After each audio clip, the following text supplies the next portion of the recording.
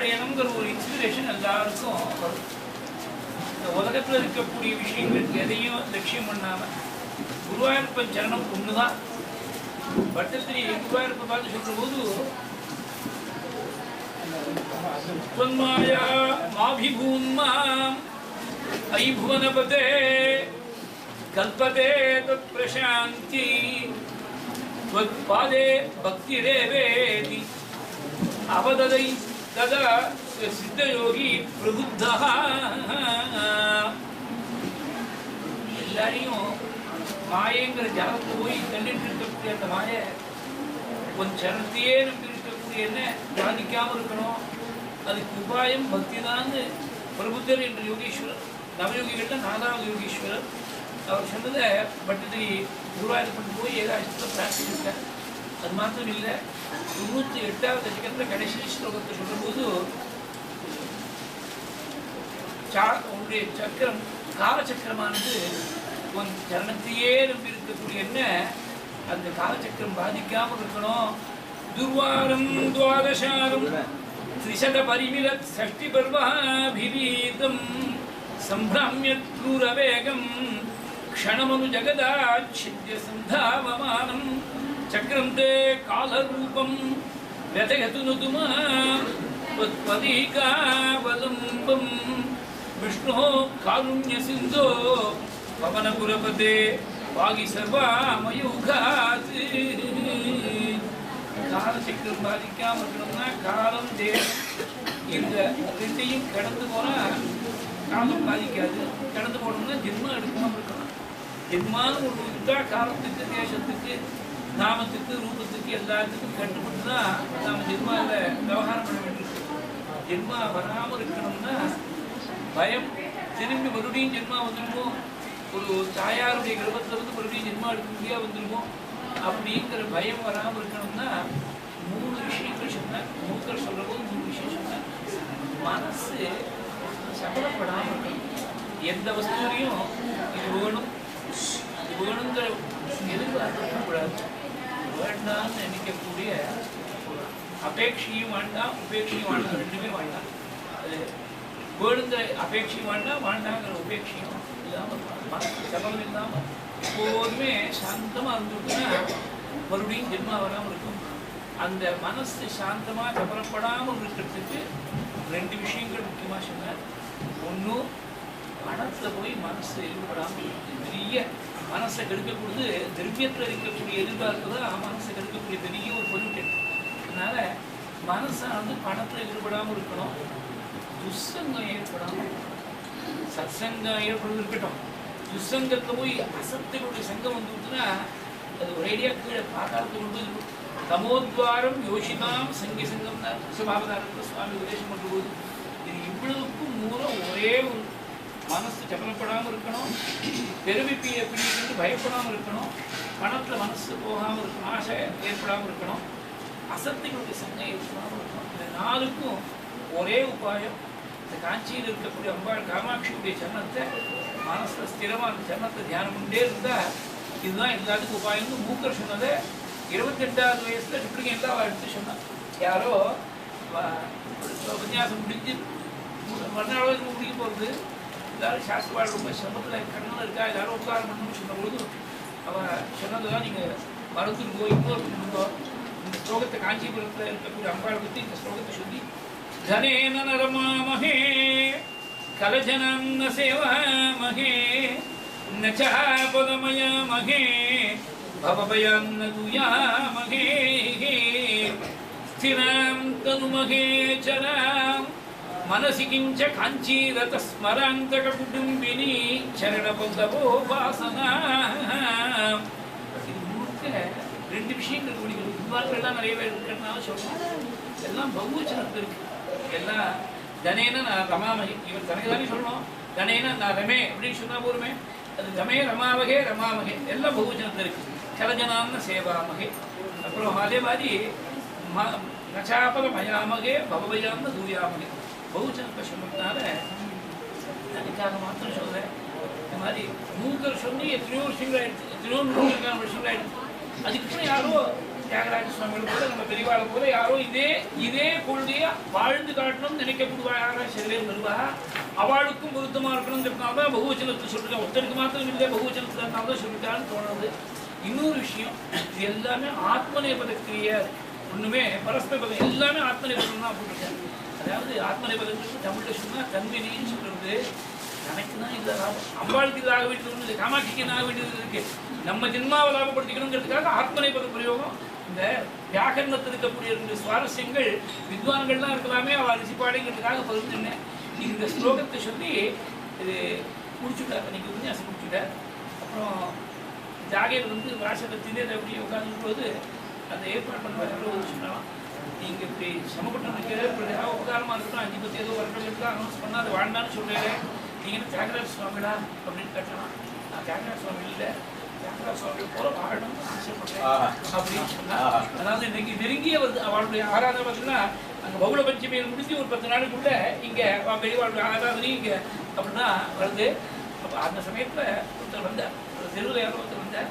அது இவரை பார்த்து நமக்கு பெரியவா ஆங்கர சாஸ்திரி தானே, வெள்ளை வயசுதார், சின்ன வயசு, நான் காஞ்சிபுரத்தை சேர்ந்தவர். நான் இங்கே தற்செயலாக வந்தேன், உபன்யாசம் கேட்டேன், இங்கே காமாட்சியை பற்றி ஒரு ஸ்லோகம் சொல்லிட்டு ரொம்ப சந்தோஷமாக இருக்குது அப்படின்னு சொல்லிட்டு போன உடனே அப்போ தான் புரிஞ்சுக்கலாம், காமாட்சி ஏற்றுருக்கா, அவங்களுடைய மனசில் இருக்கக்கூடிய அந்த நிஸ்பிருகத்தை காமாட்சி ஆமோதனம் பண்ணிருக்கா அப்படின்னு. அப்போ பக்கத்தில் இருக்கவாள்லாம் அப்போ தான் இது பண்ணால், அதே கடைசி மூச்சு பரியந்தம் அந்த நிஸ்பிருகத்தோடையே வாழ்ந்ததுனால தான் இன்னைக்கு இத்தனை பேர் சேர்ந்து அவளுக்கு ஆராதனை பண்ணி இவ்வளோ பேரும் கண்ணீருமா அவளை நினைக்கும்படியாக இருக்குனாக்க குருவாயூரப்பன் பக்தர் போரும் ஒரே ஏக லட்சியத்தோடு இருந்தால், இந்த லட்சியம் நமக்கு எல்லாருக்கும் என்னைக்காவது ஒரு நாளைக்கு வரணும். ஏதாவது ஒரு ஜென்மாவை, இந்த ஜென்மா கடைசி ஜென்மாவாக வேணும். அதுக்கு குருவும் குருவாயூரப்பனும் சேர்ந்து அனுகூலம் பண்ணணும். இதுதான் பிரார்த்திக்கிறதுக்கு வேறு ஒன்றும் இல்லை. அவள் சன்னிதியில் இந்த ஆராதனை புண்ணிய காலத்தில் வேறு பிரார்த்திக்கிறதுக்கு ஒன்றும் இல்லை. ஜென்மலாபத்தை சீக்கிரமாக கொடுக்கணும். ஜென்மலாபம் என்னன்னா, மகாபாரதம்னா முன்னாடி சம்ஸ்கிருதத்தில் பண்ண உபன்யாசத்தில் அவர் சதாப்தி வருஷத்தில் ஒரு கேசட்டை வெளியிட்டா. ஜென்மல பலம் இது குழந்தைக்கு புரிய மாதிரி சம்ஸ்கிருத பெரியவா சொல்லிட்டா. ஜென்மனா கிம் பலம், ஜென்மன பலம் ஜென்மராகித்யமேவா, இதான் ஆரம்ப வாக்கியங்கள். ஜென்மானத்துக்கு என்ன பிரயோஜனம்னா மறுபடியும் ஜென்மா வராமல் இருக்கக்கூடிய செய்கிறதுக்காக தான். அதுக்கு குரு தேவை. அது இந்த மாதிரி ஒரு இந்த இன்னைக்கு நாம நினைச்சு குருன்னு நினைக்கிற விஷயத்துக்கு என்ன, இன்னைக்கு எல்லாருக்கும் ஒரு கூட்டம் வந்து கூட்டத்துக்கு ஒன்றும் குறைச்சதில்லை. எல்லார் பின்னாடியும் ஆளுக்கு ஒரு 1000 பேர் 1,00,000 பேர் 1,00,00,000 பேர் கூட்டம் ஜாஸ்தியாக இருந்தால் சரியா இல்லையோன்னு நினைக்க முடியாது. ஜெனுவின் கேஸாக இருந்தால் கூட்டம் ஜாஸ்தி சேராது. இது இவாதான் உத்தமான குருங்கிறதுக்கு எங்கே இந்த முத்திரை வந்துருக்குன்னு பார்க்கணும். பெல்காமில் இருக்கும்போது பெரியவாசன் 19 வருஷம் கோகுலாஷ்டமி போது சத்தானம் இருக்கும்போது, பெல்காமில் சத்தானம் இருக்கும்போது காத்தால இவ மாமாவை கூப்பிட்டு காத்தாலாம் இப்படி வச்சு பெரியவா இவர் ஏதோ கைக்கு ஏதோ பண்ணிட்டு தான் போய் நமஸ்காரம் தம்பியை சொல்லிட்டு இருக்கேன். அண்ணாவை காணுது. அண்ணா உடனே போய் நமஸ்காரம் பண்ண உடனே இங்கே சுபாஸ்ரீம் முடியும் கும்பா பிடிச்சிட்டு முடியும் கும்பா பிடிச்சிட்டு அவள் நம்ம இன்னும் திடமாக பிடிச்சிக்கணும். சுபாஸ்ரீம்னு பெரியவா மகா பெரியவா வாக்காவது பெரியவா அப்படி சாதாரண பட்டத்தில் சொல்ல மாட்டாங்க. ரொம்ப அந்த வாக்கு வேத வாக்காட்டமா ஒரு அக்ஷரம் மாற்ற முடியாது. வந்துட்டுன்னா அதுக்கு மேலே இன்னும் வேறு பிரமாணம் தேவையில்லை.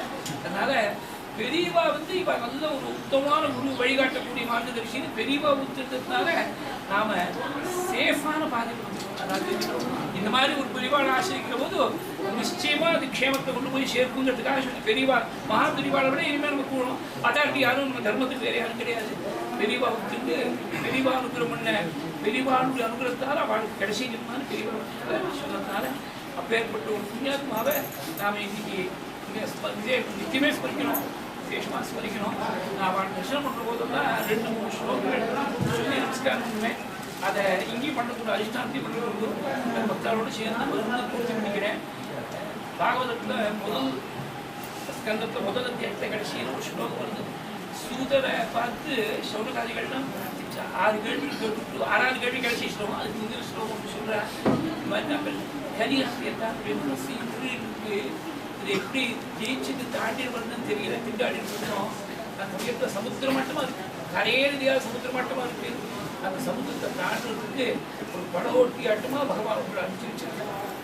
படகோட்டி தொன்னசந்தர்ஷிதோ தாத்ரா துஸ்தரம் நஸ்திதீர்ஷதாம் கதிம் சத்வஹரம் புன்சாம் கர்ணதாரை வர்ணவம் இது பிரதம ஸ்கந்தத்துல 12ஆம் ஸ்கந்தத்துல மார்க்கண்டேயரை பார்த்து பரமேஸ்வரன் எத்தனையோ புண்ணிய தீர்த்தங்கள் காவேரி கங்கை தீர்த்தங்கள்லாம் தினம் ஸ்நானம் பண்ணிட்டே இருந்தா என்னைக்கோ ஒரு நாளைக்கு அனுகிரகம் தினம் சுவாமி போய் தரிசனம் பண்ணிட்டே இருந்தா என்னைக்கோ ஒரு நாளைக்கு அந்த அச்சாவதார ஸ்வரூபியா இருக்கக்கூடிய ஆனா தரிசனம் பண்ண மாத்திரத்துல அனுகிரகம் பண்ண புரிவாஜன் மார்க்கண்டேயர் 3 இடத்துல ஒரு ஸ்லோகம் இந்த மார்க்கண்டேயத்தை மாத்திரம் மீது 2 இடத்துலையும் தரிசனாதேவ சாதபானம் இருக்கு இந்த 3வது இடத்துல மாத்திரம் 12ஆவது ஸ்கந்தத்தை மாத்திரம் நஹ்யம் மயா நிதீர்த்தானி न देवाः पृच्छिदा मयाः ते पुनन्ति उरुकालेन यूयं दर्शनमात्रतः அவள் தரிசனம் பண்ணாக்க ரொம்பவே மாமா தான் சொல்லியிருந்தார்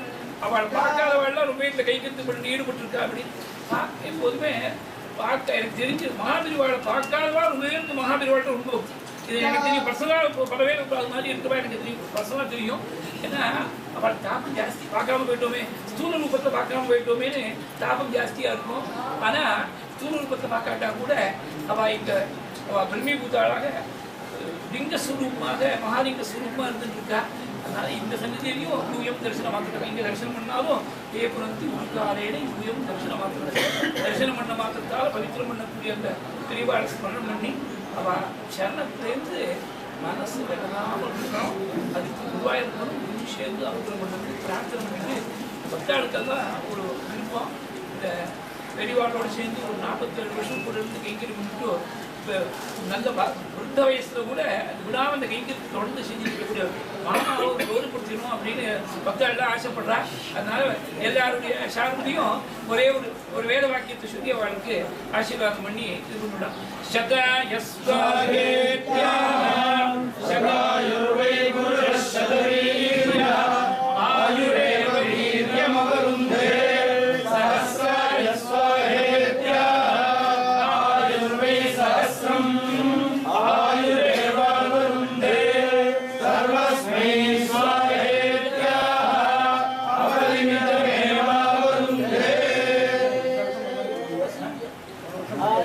Good.